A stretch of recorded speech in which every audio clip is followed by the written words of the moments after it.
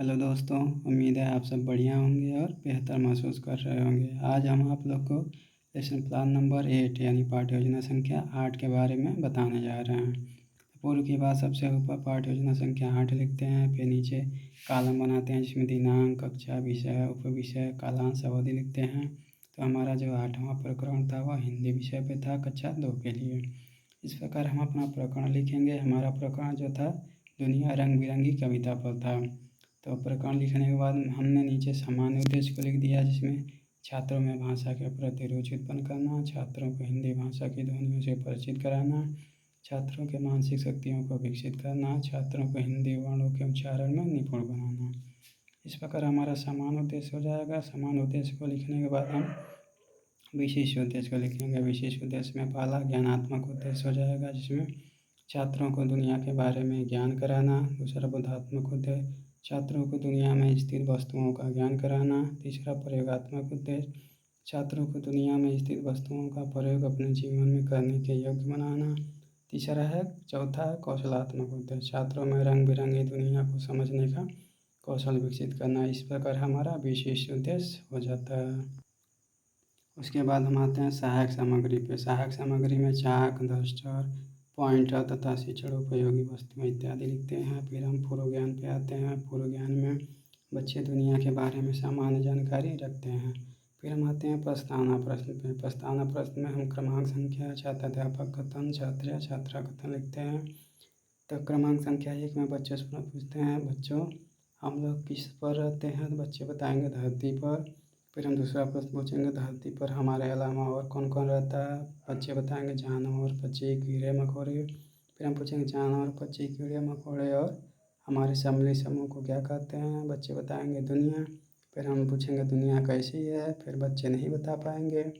इस प्रकार हमारा समस्यात्मक निकल जाएगा। फिर हम नीचे लिखेंगे उद्देश्य कथन, जिसमें लिखेंगे बच्चों आज हम लोग दुनिया कैसी है इसके बारे में अध्ययन करेंगे।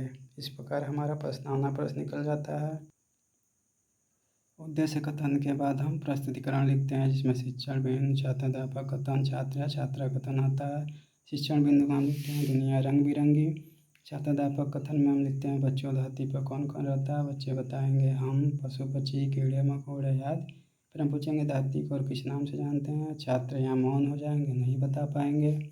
फिर हम स्पष्टीकरण देंगे, जिसको छात्र ध्यानपूर्वक सुनेंगे। स्पष्टीकरण में हम बताएंगे कि बच्चों धरती को दुनिया के नाम से भी जानते हैं। हमारी दुनिया रंग बिरंगी है। हमारी दुनिया में हमारे अलावा पशु पक्षी, कीड़े मकोड़े, रंग बिरंगे फूल, हरे भरे पेड़ पौधे इत्यादि हैं। आज हम लोग दुनिया रंग बिरंगी को कविता गीत के माध्यम से पढ़ेंगे। इस प्रकार हमने कविता गीत के माध्यम से दुनिया रंग बिरंगी है कविता को बच्चों के सामने प्रस्तुत किया। बच्चों ने इसका आनंद भी लिया। फिर हमने मूल्यांकन प्रश्न किया बच्चों से, हमारी दुनिया कैसी है? तो बच्चों ने बताया रंग बिरंगी। धरती पर कौन कौन रहते हैं? बच्चों ने बताया हम, पेड़ पौधे, पशु पक्षी। मूल्यांकन प्रश्न के बाद हमने बोधात्मक प्रश्न किया कि बच्चों हम लोग किस पर रहते हैं? धरती को और किस नाम से जानते हैं? पेड़ पौधे किस पर उगते हैं? जानवर किस पर चलते हैं? इस प्रकार हमारा बोध प्रश्न भी तैयार हो गया। बोधात्मक प्रश्न के बाद हम आते हैं श्यामपठ कार्य को। तो श्यामपठ चार्ट को हम काट कर कापी पर चिपका लेंगे। फिर सिल्वर कलम से हम दुनिया रंग बिरंगी कविता को लिख लेंगे, जैसे कि मैंने चार्ट पेपर पे लिखा है। इसी प्रकार आप भी लिख सकते हैं। फिर हम आते हैं निरीक्षण कार्य पे। निरीक्षण कार्य में बच्चे जब श्यामपठ कार्य को अपनी कापी पर लिख रहे होंगे, तब छात्राध्यापक कक्षा में घूम घूम कर निरीक्षण करेंगे। फिर हम आते हैं गृह कार्य। तो गृह का थोड़ा हमारा मिस्टेक हो गया था, तो हमने पहला गृह कार्य दिया था दुनिया रंग बिरंगी कविता पाठ को याद करके आना है और दुनिया के 10 जानवरों और 10 पक्षियों के नाम लिख कर लाना है। इस प्रकार हमारा पाठ्य योजना संख्या 8 बन के तैयार हो जाता है। उम्मीद है वीडियो आपको अच्छी लगी होगी। प्लीज़ चैनल को सब्सक्राइब करें, लाइक करें और बेल आइकन का बटन दबाएं।